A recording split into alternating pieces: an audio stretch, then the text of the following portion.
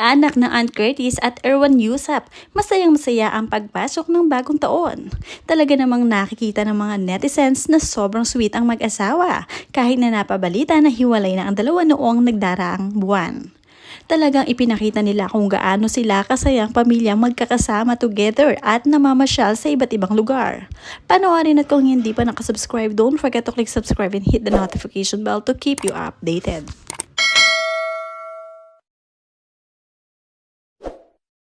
Kahit na nga si Erwan ng Padre de Pamilya, talagang siya mismo ang naghahanda ng kanilang mga pang Noche Buena at Medianoche para sa bahay. Ganon din si Ann Curtis na laging tinutulungan ng asawa sa pagde-decor para sa kanilang table settings. Talaga namang match na match ang dalawa at magkasundo.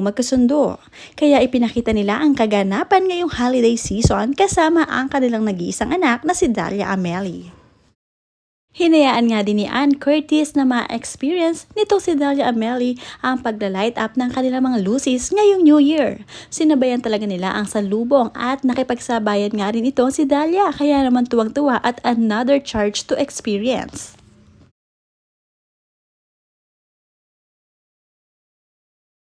Game na game naman itong si Dalia na nakipag-matchy-matchy sa kanyang mami Ann Curtis at nakipagsayawan. Talaga namang may pinagmanahan din itong si Dalia at napaka-kikay din kagaya ng kanyang mami Ann Curtis. Kamukhang-kamukha nga ni Dalia Amelie ang kanyang daddy Erwan Yusap. Talagang kay daddy siya kumuha ng look at kay mami Ann Curtis naman kumuha ng kakikayan o kaartihan, pero nakakatuwa talaga dahil napaka-adorable. Sa pagpasok nga ng New Year or bagong taon, hindi rin pwedeng mawala sa eksena si Solenn Yusap, ang kapatid ni Erwan Yusap na very close talaga kay Ann Curtis. Talagang tunay na magkakaibigan sila at hindi lang magkakaibigan ay magkapamilya rin. Talagang tuwing may ganap o holiday season, special occasions ay magkakasama silang lahat. Kasi magkapatid nga itong si Erwan at Solenn Yusap, kaya naman magkakasundo ang buong pamilya. Masaya talagang kasama rin itong si Solenn Yusap dahil nga wala silang hiya-hiya at napakakalog din. Napakamasayahin din. Very close din kay Ann Curtis ang kanyang mga mahal na pamangkin, lalong-lalo na si Natilan at ang bunsong kapatid nito na anak ni Solenn Yusap at Nico Balsico. Talagang parang tunay na anak ang turing nito si Ann Curtis sa mga pinsan ni Dalia Amelie. Mahal na mahal niya ito at tuwing may okasyon, sama-sama at palagi sleepover. Lumalaki na nga ang pamilya ni na Ann Curtis at Erwan Yusap dahil nga nadadagdagan ang mga pinsan nitong si Dalia Amelie. Kaya naman kahit walang kapatid si Dalia ay tuwang-tuwa dahil naaaliw siya sa mga pinsan niya. Pinaka-close nga talaga sa lahat at talagang mag-best friend ay ang si Dalia Amelie at itong si Tilan dahil lumaki silang magkasing edad at halos parehong ipinanganak sa buwan.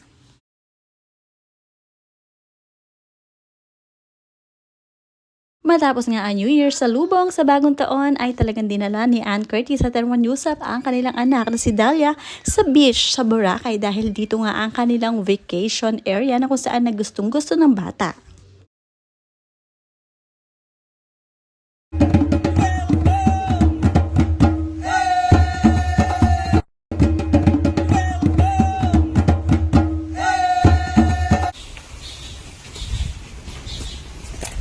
Mommy, where's the clothes? Let's go! Papa, I don't want the nugget in the flag. Mommy, where's the clothes? Let's go! Papa, I don't want the nugget. Mommy, where's the clothes? Let's go! Papa, I don't want the nugget in the flag. Mommy, where's the clothes? Let's go! Papa, I don't want the nugget.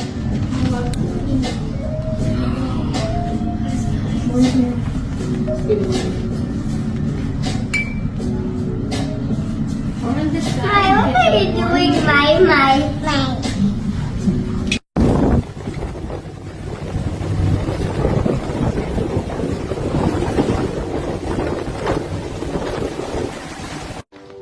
You look so handsome. Oh, wow! Oh, wow. Whoa! So nice! Fast runner. Are you crying? Are you crying? No. Oh, Cindy, is Papa crying? Aww. Oh, thank you. So nice. Iba talaga ang kaswitan at chill-chill na relasyon ni Aunt Curtis at Erwan Yusap. Isa sa mga celebrity couple na hinahangaan ng marami dahil nga napaka-low-key lamang ng dalawa.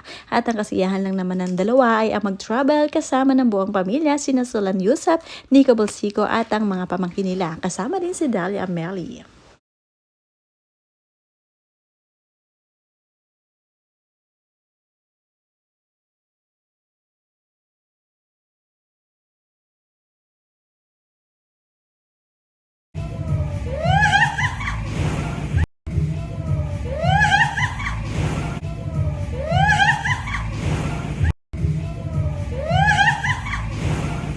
Sobrang cute nga nitong si Dalia Amelie at hindi mo akalain na sa murang edad niya ay sanay na rin siyang magluto kagaya ng kanyang daddy Erwan Yusap na tila isa talagang chef.